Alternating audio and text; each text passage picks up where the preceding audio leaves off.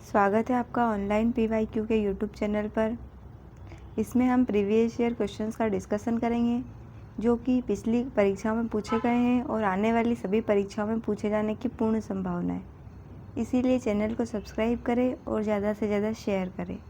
आज हम भारतीय संविधान के भाग 11 संघ और राज्यों के बीच संबंध से संबंधित जो महत्वपूर्ण प्रश्न और उत्तर है उन्हें देखेंगे। इसीलिए वीडियो में अंत तक बने रहें। जिसने भी पिछले 10 भाग नहीं देखे हैं वो प्लेलिस्ट में जाकर पिछले भाग देखें, जो कि आपके एग्ज़ाम में बहुत ही हेल्पफुल होने वाले हैं। तो आइए देखते हैं हम भाग 11 से संबंधित महत्वपूर्ण प्रश्न। पहला प्रश्न है हमारा, भारतीय संविधान का कौन सा भाग केंद्र और राज्यों के बीच संबंधों से संबंधित है? तो इसका आंसर हो जाएगा भाग 11। नेक्स्ट है, भारतीय संविधान के भाग 11 में कौन से अनुच्छेद शामिल है? तो भारतीय संविधान के भाग 11 में अनुच्छेद नंबर 245 से 263 तक अनुच्छेद शामिल है।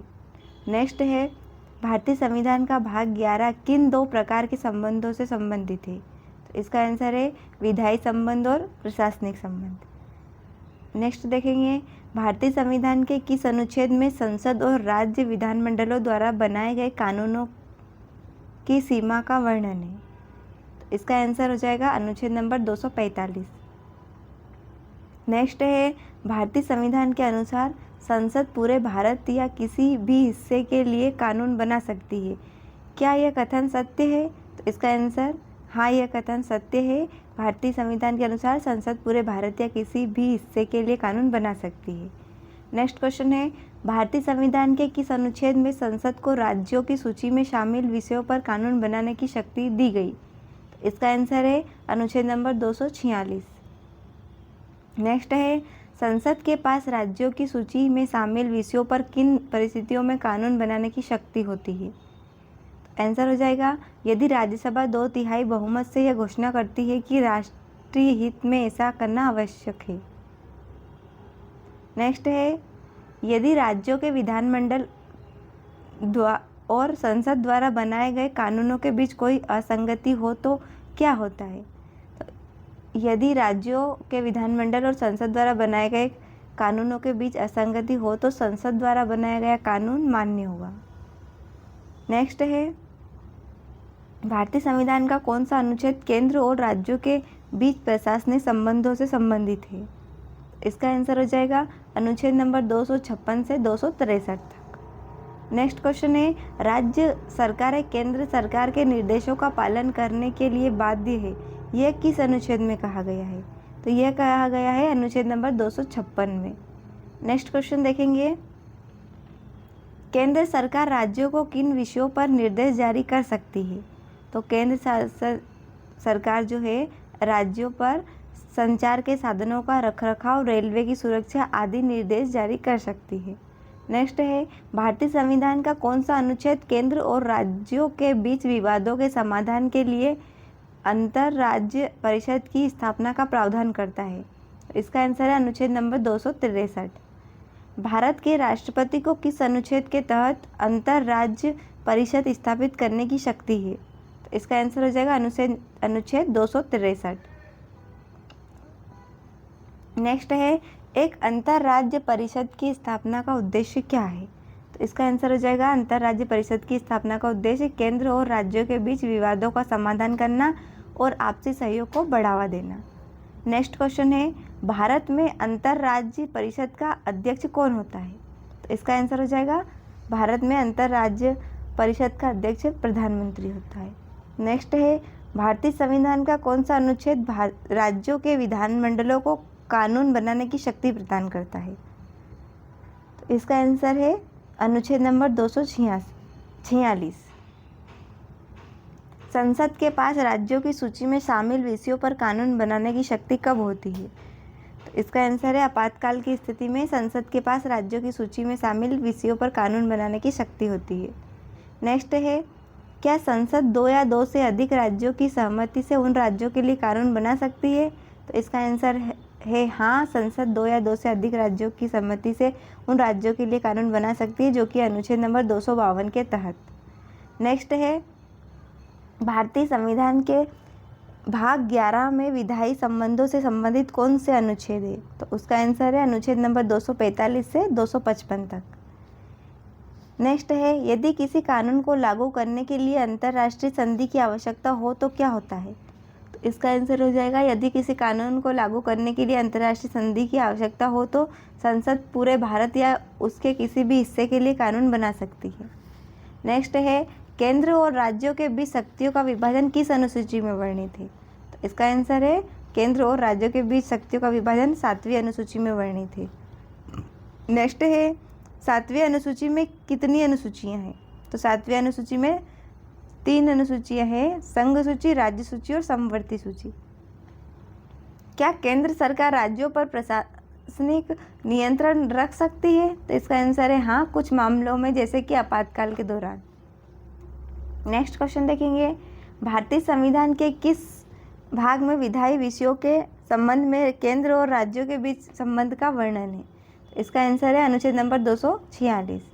संसद के पास विषयों पर कानून बनाने की शक्ति है, यह किस अनुच्छेद में कहा गया है? तो इसका आंसर है अनुच्छेद नंबर 248। नेक्स्ट है, शेष विषय क्या है?